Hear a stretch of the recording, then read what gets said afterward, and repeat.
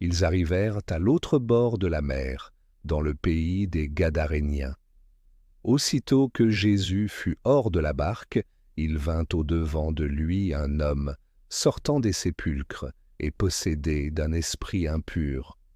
Cet homme avait sa demeure dans les sépulcres, et personne ne pouvait plus le lier, même avec une chaîne, car souvent il avait eu les fers aux pieds, et avait été lié de chaînes, mais il avait rompu les chaînes et brisé les fers, et personne n'avait la force de le dompter.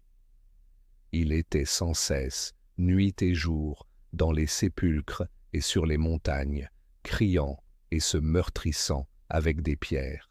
Ayant vu Jésus de loin, il accourut, se prosterna devant lui et s'écria d'une voix forte. « Qu'y a-t-il entre moi et toi, Jésus, Fils du Dieu Très-Haut? Je t'en conjure au nom de Dieu, ne me tourmente pas. » Car Jésus lui disait, « Sors de cet homme, esprit impur. » Et il lui demanda, « Quel est ton nom? » « Légion est mon nom, lui répondit-il, car nous sommes plusieurs. » Et il le priait instamment de ne pas les envoyer hors du pays. Il y avait là, vers la montagne, un grand troupeau de pourceaux qui paissaient. Et les démons le prièrent, disant, « Envoie-nous dans ces pourceaux, afin que nous entrions en eux. » Il le leur permit, et les esprits impurs sortirent, entrèrent dans les pourceaux, et le troupeau se précipita des pentes escarpées dans la mer. Il y en avait environ 2000, et ils se noyèrent dans la mer.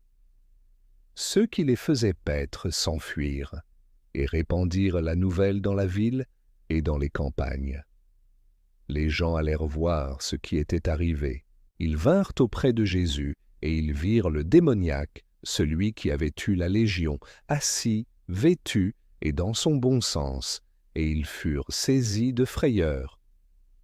Ceux qui avaient vu ce qui s'était passé leur racontèrent ce qui était arrivé au démoniaque et au pourceau.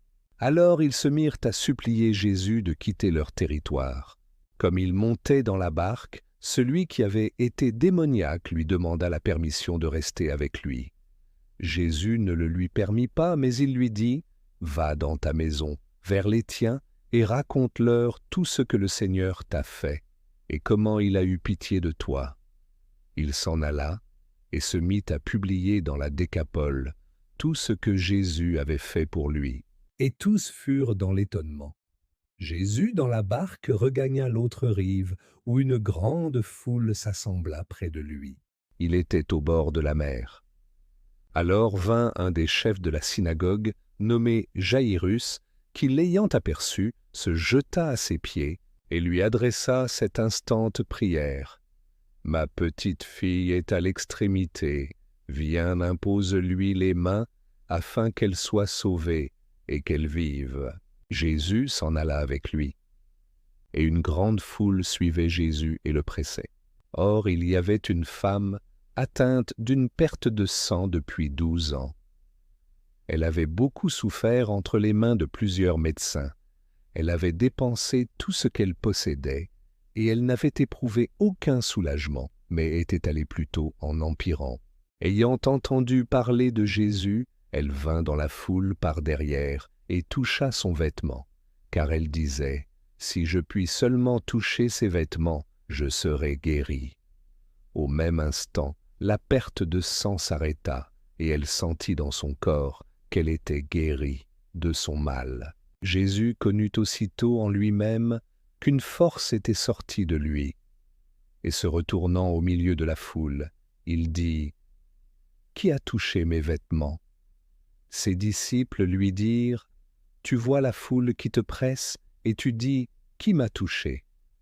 Et il regardait autour de lui pour voir celle qui avait fait cela. La femme, effrayée et tremblante, sachant ce qui s'était passé en elle, vint se jeter à ses pieds et lui dit toute la vérité.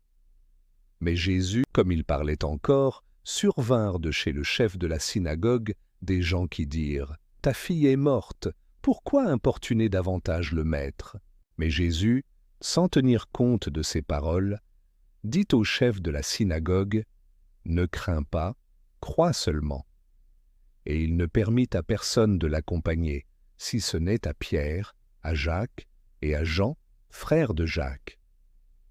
Ils arrivèrent à la maison du chef de la synagogue, où Jésus vit une foule bruyante et des gens qui pleuraient et poussaient de grands cris. Il entra et leur dit, « Pourquoi faites-vous du bruit et pourquoi pleurez-vous? L'enfant n'est pas morte, mais elle dort. » Et il se moquait de lui. Alors, ayant fait sortir tout le monde, il prit avec lui le père et la mère de l'enfant, et ceux qui l'avaient accompagné, et il entra là où était l'enfant. Il la saisit par la main et lui dit, « Talitha koumi », ce qui signifie « Jeune fille, lève-toi, je te le dis ». Aussitôt la jeune fille se leva et se mit à marcher, car elle avait 12 ans. Et ils furent dans un grand étonnement. Jésus leur adressa de fortes recommandations pour que personne ne sût la chose, et il dit qu'on donna à manger à la jeune fille.